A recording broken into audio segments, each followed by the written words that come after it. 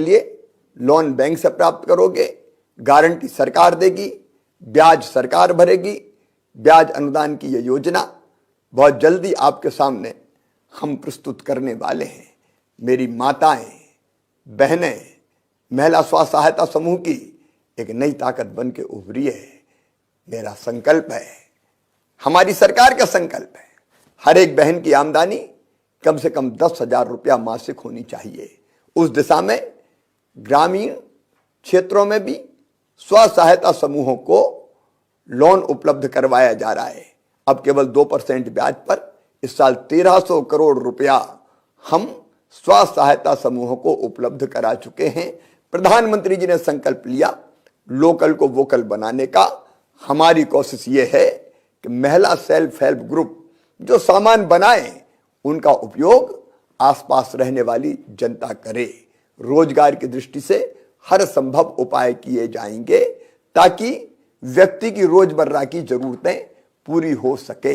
लेकिन केवल शरीर का सुख पर्याप्त नहीं है, मन में विविध कामनाएं होती है। उन कामनाओं की पूर्ति से ही मनुष्य को सुख मिलता है, प्रसन्नता मिलती है। अब कभी अगर कविता सुनाता है तो उसको जो सुख मिलता है कविता सुना के, वो मन का सुख है। अगर कोई चित्रकार चित्र बनाता है तो चित्रकारी करने का सुख मन का सुख है। अगर कोई खिलाड़ी खेलता है और खेल के जीतता है तो उस आनंद की कोई कल्पना नहीं कर सकता।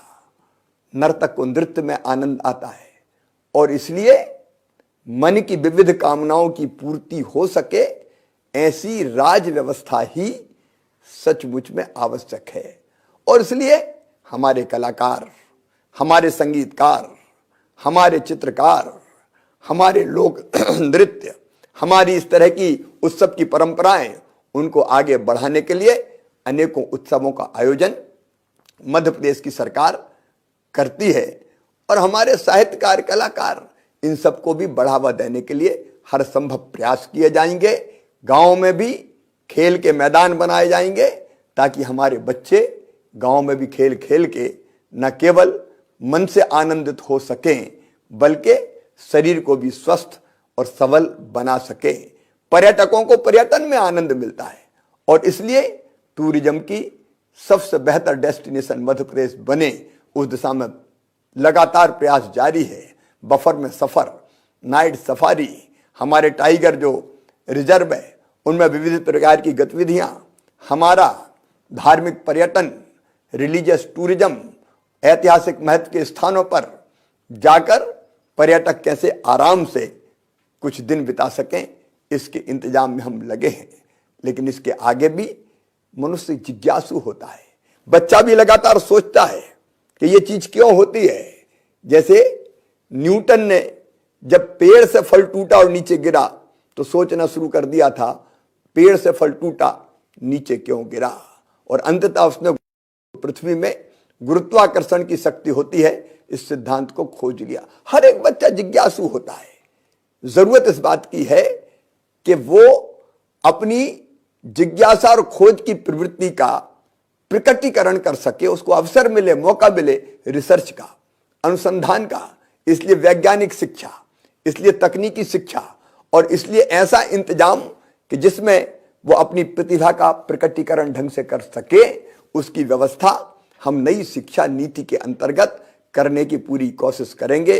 रिसर्च को, अनुसंधान को बढ़ावा देने का प्रयास, स्टार्टअप वो शुरू कर सके, इनोवेटिव आइडियाज हो तो इंक्यूबेशन सेंटर उसके लिए खोज सकें, उसकी प्रतिभा कुंठित होकर न रह जाए, इसकी व्यवस्था निर्माण करने का हमने फैसला किया है ताकि मध्य प्रदेश के नौजवान आगे बढ़ें और दुनिया को बहुत कुछ नया देकर वो आत्मनिर्भर भारत के साथ साथ आत्मनिर्भर मध्य प्रदेश के निर्माण में भी महत्वपूर्ण भूमिका का निर्वाह कर सकें। लेकिन केवल इतने से मनुष्य संतुष्ट नहीं होता, एक चीज और उसके अंदर होती है और वो होती है कि वो दूसरों की मदद करे। हमने देखा है कोरोना जैसे संकट में कोरोना वॉरियर्स ने अपने जीवन को भी बलिदान करके लोगों की जिंदगी बचाई। अगर कहीं भूकंप आता है तो पूरी दुनिया पीड़ित मानवता की सेवा करने दौड़ पड़ती है। बाढ़ आए, कोई और आपत्ति आए, मनुष्य के मन की ये अंदर की इच्छा होती है कि वो दूसरों की मदद करे। परहित सरिस धर्म नहीं भाई, यह हमारे यहाँ कहा गया है। अयम निजम पराबेत्ति गणना लघु चेत साम, उदार चरिता नाम तू वसुदैव कुटुंबकम। सारी दुनिया एक परिवार है। ये भाव आज नहीं, हजारों साल पहले से भारत में रहा है, और इसलिए शायद भारत में यह कहा है कि धर्म की जय हो, अधर्म का नाश हो, प्राणियों में सद्भावना हो और विश्व का कल्याण हो। तो विश्व कल्याण का ये जो भाव, ये सचमुच में आत्मा को सुख देता है।